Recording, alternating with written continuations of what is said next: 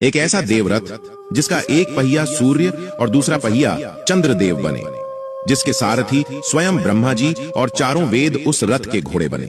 भगवान शिव इस रथ की मुख्य शक्ति थे। हिमालय पर्वत शिव का धनुष और शेषनाग धनुष की डोरी बने। स्वयं भगवान विष्णु धनुष के बाण का अग्रभाग बने जो शिव के हाथों में था।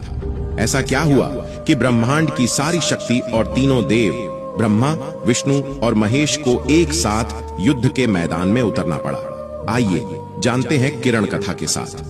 तारकासुर के तीनों पुत्रों तारकाक्ष, कमलाक्ष और विदुनमाली ने ब्रह्मा जी को प्रसन्न करने के लिए घोर तपस्या की। जब ब्रह्मा जी उनकी तपस्या से प्रसन्न होकर प्रकट हुए तो तीनों ने अमृता का वरदान मांगा, लेकिन जब ब्रह्मा जी ने मना किया तो उन्होंने ब्रह्मा जी से 3 उड़ने वाले नगर बनवाए और शर्त यह रखी कि ये तीनों नगर सोने, चांदी और लोहे के हों जो अलग अलग दिशाओं में उड़ते रहे।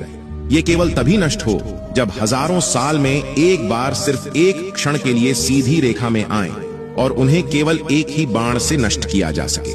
जब तीनों असुरों का अत्याचार चरम सीमा में पहुंचा तो स्वयं महादेव ने युद्ध की तैयारी की। यह कोई साधारण युद्ध नहीं था।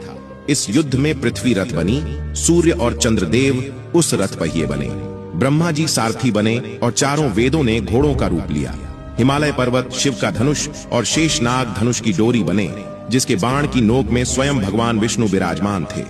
जैसे ही वे तीनों त्रिपुर एक रेखा में आए, महादेव ने अपना धनुष खींचा और एक दिव्य बाण छोड़ा। इस बाण ने क्षण भर में तीनों नगरों को नष्ट कर दिया और तीनों भाइयों का एक साथ अंत हो गया। तभी से महादेव को त्रिपुरांतक नाम से भी जाना जाने लगा।